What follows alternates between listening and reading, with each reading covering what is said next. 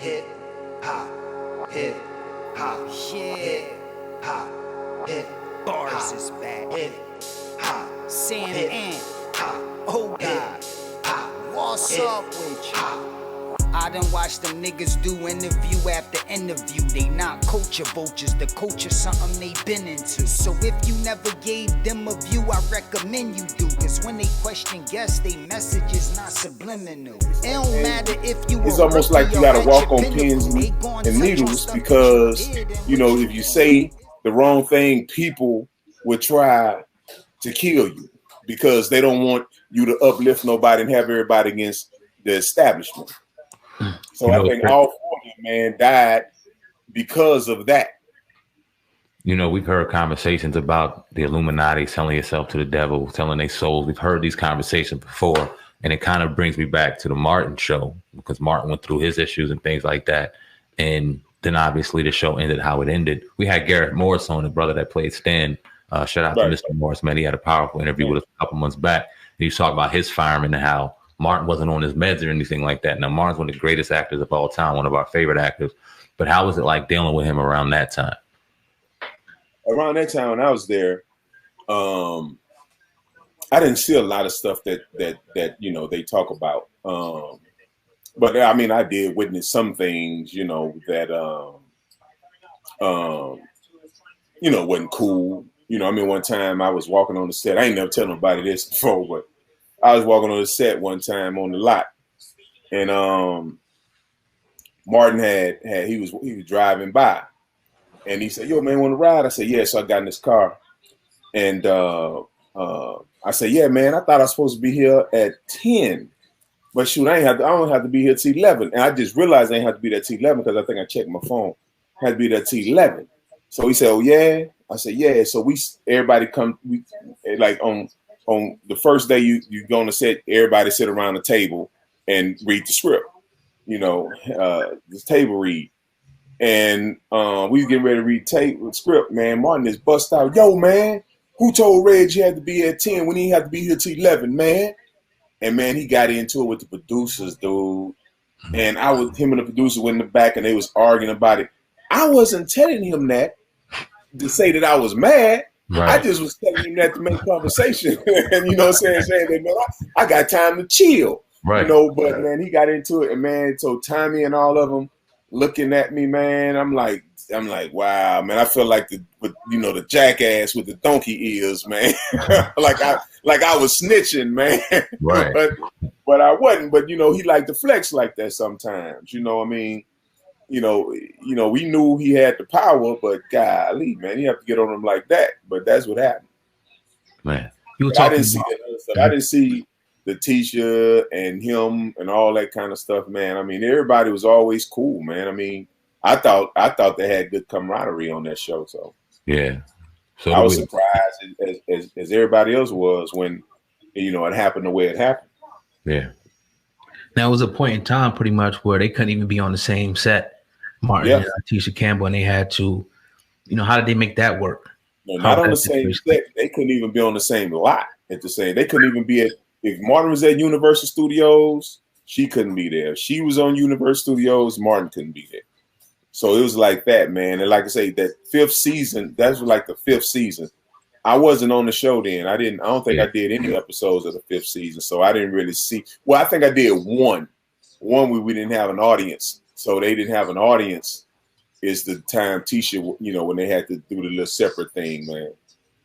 So they you know, everybody around was laughing, you know, and stuff like that. But, you know, it was a bad situation, man, because they were getting paid on them, man. I mean, they probably weren't getting paid as much as they should have been getting paid, but they were getting paid enough for me just to keep my mouth shut. Man. It was a point on there. I heard you speaking on the interview where in the script you were talking to Martin. You said, "Man, you burned out." Do you think now, looking back, that was you were kind of, you know, it was the truth?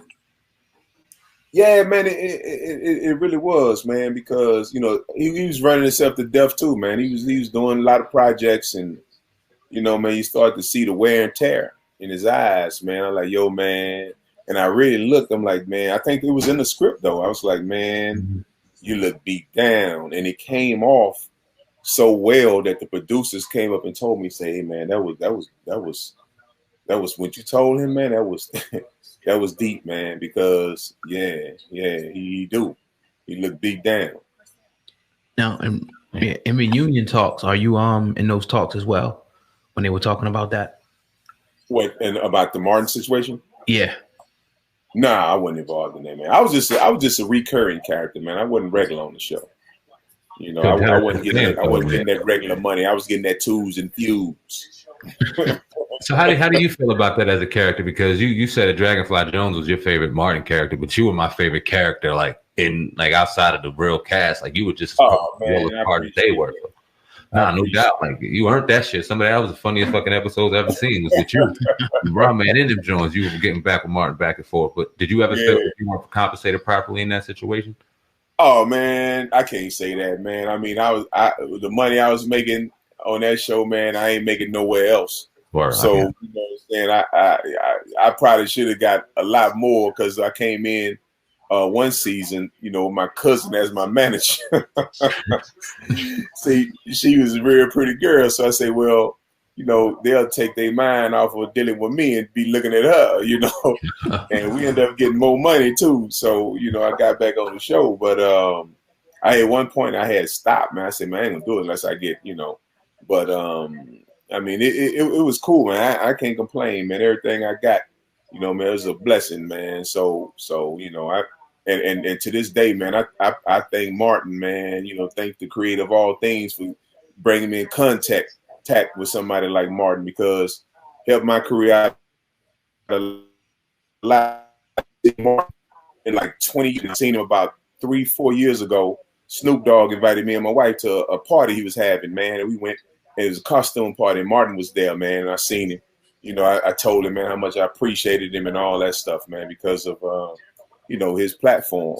So that's the last time I seen him. You know, I haven't seen him since. Yeah, that's what I was going to ask you. I was like, I know you had to get a lot of opportunities from that particular show. Could you talk about some of the opportunities that you got from being, you know, a cast member on Martin? Oh man, I get to do celebrity golf tournaments, man. I get to sometimes, man, I go to places, man, people give me free food. You know, I get a lot of perks, man. And then, you know, sometimes I don't even have to audition for certain projects. Shit. And they put me on, man. So that's the cool thing about it. And you know what I really like about it though, man, it's like, you know, when I die, I left something here so people could remember me by. That's it, man. You know, that's to know that I was here, man, that I contributed, that I made people laugh and have a good time and forget about the problems that they may think they had that day. That's how I look at it, man. Every time I go on stage, I'll be like, man, this, as a creator, man, just to give me, you know, the talent tonight to make people laugh and forget about the problem that they may think they have tonight. That's it. Menace to Society movie you was in. That's an iconic movie, as we all know. Yep. Became a watch. Can you talk about how it was being on that set? Man, that joint was so cool. I didn't know it was going to be such a big movie as it was, but they had me audition for O-Dog. Oh, you know, I hit it. I ripped it too, man. I theater major, dog, so I ripped it. That'd been crazy. And they like, wow. But I was too old for O-Dog, you know what I'm saying? So he had to give me something, man. So he gave me the part that I did. And, man, it was cool because, you know, I got to work. But I didn't meet Sam Jackson and Candy at the time. But, man, it was so cool. Me and Glenn Plummer did the little scene we did in the beginning. And, man, I had a good time on that show, man. But, you know, worked with the Hughes brothers. You know, I'm surprised they ain't hit me for nothing else, though, man. You know what I'm saying? They probably didn't even know that I was a dude that was in their movie that played bruh, man. Like what I was meaning, bro. You know what I'm saying? Now, wasn't Tupac? They helped me out.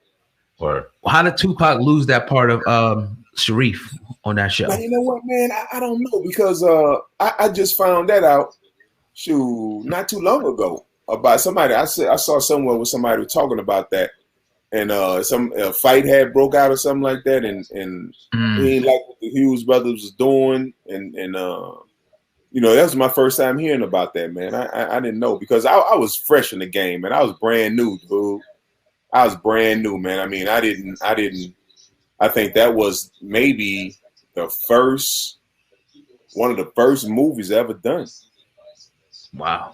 Damn. Yeah. Class Act wasn't the first one? Oh, that was about the same time, right? Class Act? Which one? Class Act, when you were Blade Brown's bodyguard? Yeah, you know what? It was between those two was my first. Yeah, I remember you on that Could joke. have been Class Act. Yeah, you're right. It could have been Class Act. Word. Talk about the state of the black man in Hollywood, man. We've had a lot of tremendous actors on here, man, and we've asked the question a lot. Sometimes our subscribers get a little annoyed by it, but we're going to keep asking the brothers on here about men, black men in particular, wearing dresses. Now, you've worked with Martin, one of the greatest actors, Shanae, his mama. I'm sure he played in Big Mama's House and things like that, man. What is your thoughts on that? Black men in dresses and black men in dresses in Hollywood? Man, that's how I look at it. My favorite actor, man, of all time is Robert De Niro. I love Robert De Niro, man. I mean, if you want to know anything about acting, look at Taxi Driver. Look at it once a week. And I seen him with a dress, a slip-on one time. And I'm thinking to myself, I said, okay, man, you're an actor. If you acting something and you comfortable with that, then I ain't got no problem with it. But the only thing is, it's like Denzel, they say Denzel told Will Smith, when Will Smith was supposed to kiss the dude on 6 Degrees of Separation, and Will Smith didn't kiss him really, he like they put the camera at a certain angle to make it look like they was kissing. And Denzel criticized and say, hey, man, you know, you're an actor, man. Well, you got to do the thing. And they asked Denzel, well, would you would have kissed him? He said, I would have never took the part. so if you don't take the part, then, you know, man, you your own man.